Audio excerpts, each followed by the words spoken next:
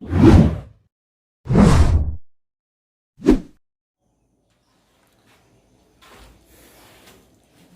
To गुरु कृपा online study.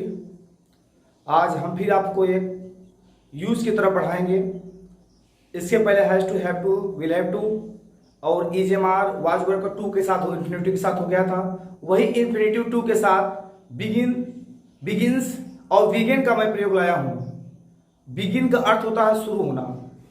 Begin का अर्थ होता है शुरू होना। कोई कार्य जो है वह पढ़ने लगता है, वह कार्य करने लगता है, ऐसा काम अगर जब समझ जाए तो वहाँ बिगिन टू और बिगिंस टू का प्रयोग होता है। इसी का पास्ट बिगिन होता है, इसी का पास्ट बिगिन होता है। आज हम दोनों इसी का अध्ययन करेंगे। चलिए चलते हैं आज को हम। अगर इस वीडियो अच्छा लगेगा तो लाइक और सब्सक्राइब और शेयर करिए ना भूलिएगा। चलिए प्रेजेंट टेंस में पहले करेंगे use of begin to. Use of begin to इसका अर्थ होता है शुरू होना। कोई काम शुरू होगा तो वहां बिगिन टू का प्रयोग किया जाता है। कोई भी कार्य अगर शुरू होता है तो वहां पे बिगिन टू का प्रयोग किया जाता है। इसकी पहचान रहेगी लगता है, लगती है, लगते हैं। और इसका स्ट्रक्चर होगा, नियम होगा बनाने का। इसका नियम बनाने का होगा सब्जेक्ट प्लस बिगिंस या फिर begin plus infinity to plus verb का फर्स्ट फॉर्म। अगर ऑब्जेक्ट रहता है तो ऑब्जेक्ट लिख सकते हैं। देखिए शॉर्टकट में इतना ही। तो इसका आप ट्रांसलेशन किस तरीके से बनाएंगे मैं आपको ये बता रहा हूं। देखिए जैसे मान लीजिए आ जाए वह पढ़ने लगता है। देखिए पहचान देख लीजिए, लगता है आया है, वह पढ़ने लगता है मतलब कि वो पढ़ना शुरू किया है, वह पढ़ने लगता है। तो एक वचन के रहेगा तो बिगिंस टू का प्रयोग करेंगे, बहुवचन रहेगा तो बिगिन करेंगे। अब एक वचन बहुवचन आप जानते हैं, ही सी और किसी का नाम आए तो वहां पे एक वचन होता है तो बिगिंस होता है, सिंगुलर नंबर जिसे कहा जाता है। प्लुरल नंबर बहुवचन के साथ आप बिगिन का प्रयोग करेंगे, उसके साथ इंफिनिटिव टू का प्रयोग करेंगे। जैसे वह पढ़ने लगता है, इसका अनुवाद बनेगा ही बिगिंस टू रीड। दूसरा, वे गाने लगते हैं तो दे बिगिन टू सिंग। हम सोने लगते हैं। क्रिया में नाने नहीं आएगा, समझ लीजिए कोई इंफिनिटिव है। इंफिनिटिव नाने के लिए टू का प्रयोग किया जाता है, इंफिनिटिव। हम सोने लगते हैं, वी बिगिन टू स्लीप। आगे है राम क्रिकेट खेलने लगता है। खेलने लगता है मतलब क्रिकेट खेलना प्रारंभ ही किया है, तो Ram begins to play cricket. इसका अनुवाद आप इस तरीके से बनाएंगे। सब्जेक्ट एक वचन रहेगा तो बिगिंस लगाएंगे, बहुवचन रहेगा तो बिगिन लगाएंगे। इंफिनिटी टू वर्ब का फर्स्ट फॉर्म, ऑब्जेक्ट रहेगा ऑब्जेक्ट, इसमें ऑब्जेक्ट मैंने छुड़ा दिया और दिया। तो वह पढ़ने लगता है, ही बिगिंस टू रीड। इस तरीके का अनुवाद ऐसे ही बनाएंगे। दूसरा जैसे तुम खाने लगते हो, यू बिगिन टू, खाना का eat, you begin to eat. वह सोने लगती है, सी बिगिंस टू स्लीप। वह रोने लगती है, सी बिगिंस टू वीप। ऐसे करेंगे। और क्राई भी कह सकते हैं। हम लोग हंसने लगते हैं, we begin to laugh. Ram बाजार जाने लगता है, Ram begins to go to market. इस तरीके का अनुवाद ऐसे बनाएंगे। जहां पे आपको लगे लगता है, लगती है, तो वहां पे आप बिगिंस और बिगिन का प्रयोग कर दीजिएगा, आपका ट्रांसलेशन बन जाएगा। चलिए इसका हम नेगेटिव बताते हैं, ध्यान से देखिएगा। कोई कार्य शुरू होगा तो वहां पे आप बिगिंस टू का प्रयोग करेंगे, बिगिन टू बिगिंस टू का। तो चलिए अगला चलते हैं हम इसका नेगेटिव बनाते समय। तो आप जानते हैं प्रेजेंट इंडेफिनिट में क्या लगता है, सब्जेक्ट। तो does not, do not plus begin to plus verb का फर्स्ट फॉर्म। इसका नेगेटिव करूंगा। जैसे वह नहीं खाने लगता है तो he does not begin to eat. ऐसे बनाएंगे।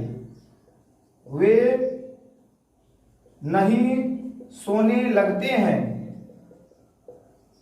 कैसे बनाएंगे, they do not begin to sleep, ऐसे बनाएंगे। वह नहीं खाने लगता है, ही डज नॉट एक वचन के साथ बहुवचन के साथ डू नॉट, उसके बाद बिगिन टू। जब तक नेगेटिव सेंटेंस में बिगिंस टू ये सब ऐसा तो लगता नहीं है प्रेजेंट टेंस में, उसी प्रकार से ऐसा बनेगा। अब यह आपका नेगेटिव सेंटेंस होगा। एक और एग्जांपल देखते हैं।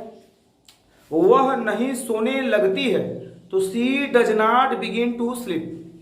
राम नहीं हंसने लगता है, Ram does not begin to laugh. इस तरीके का अनुवाद ऐसे नेगेटिव सेंटेंस का ऐसे बनाएंगे। इंट्रोगेटिव का सेंटेंस कैसे बनाएंगे उसको बताते हैं। इंट्रोगेटिव कैसे बनेगा? इंट्रोगेटिव को उसी प्रकार से आपको करना है, एक ही बार में आपको करना है। क्या? बस डू डज को पहले लगाना है सब्जेक्ट के अनुसार, एक वचन डज को पहले, बहुवचन को डू, फिर subject plus begin to plus verb first form. अब क्वेश्चन मार्क लगाना है। ये आपका इंट्रोगेटिव सेंटेंस हो गया, ये नेगेटिव सेंटेंस, ये अफर्मेटिव सेंटेंस। ठीक, इसका अनुवाद कैसे बनाएंगे आप? क्या वह खाने लगती है,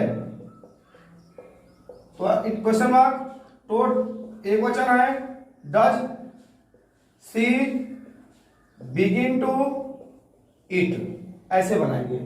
अगला है, क्या वे पढ़ने लगते हैं, तो question mark, do they begin to read. इसका अनुवाद इस तरीके से बनाएंगे। क्या वाला अनुवाद रहेगा इंट्रोगेटिव सेंटेंस, इसी तरीके से आप बनाएंगे। अगर इसी का प्रकार अगर क्वेश्चन वर्ड वाला आ जाए तब कैसे बनाएंगे, तो ये दोनों को उदाहरण देख लीजिए। एग्जांपल अब ऐसे बता देते हैं। क्या राम लिखने लगता है, तो does Ram begin to write, question mark. इस तरीके से आप अनुवाद बनाएंगे इंट्रोगेटिव सेंटेंस का। Affirmative, negative, interrogative. चलिए इसका हम चलते हैं, क्यों से चलेंगे, इसका हम इंट्रो क्वेश्चन वर्ड वाला, एक क्वेश्चन वर्ड वाला चलते हैं, तो उसका भी एग्जांपल बता देते हैं। चलिए ध्यान से देखिएगा। तो इसका अनुवाद भी आप एक ही सेंटेंस आपको जोड़ना पड़ेगा। क्या? Question word. क्वेश्चन वर्ड जोड़ दिए बन जाएगा। जैसे तुम क्यों गाने लगते हो, पहचान देख लीजिए, लगता है, लगती, लगते हो सब आएगा। ठीक है, तो क्यों के अंग्रेजी वाई, इसके साथ क्या लगता है? Do, you begin to sing, question mark. आगे है, राधा क्यों सोने लगती है, तो इसका ट्रांसलेशन बनेगा, क्यों के अंग्रेजी why does Radha begin to sleep, माने सोना। इस तरीके से बनाएंगे। क्यों वाला भी आपको समझ में आ गया होगा। तो इस तरीके का बिगिन टू का प्रयोग शुरू होने के लिए, अब इसका पास्ट टेंस भी होता है, इसके अगले वाले वीडियो में हम पास्ट टेंस भी मिलेंगे। चलिए, तो आपको यह 5 सेंटेंस यह आपको बनाना होगा। मैं आपको लिख देता हूं कीबोर्ड पर, देखिए यहां पे लिख देता हूं। SW, राम पढ़ने लगता है,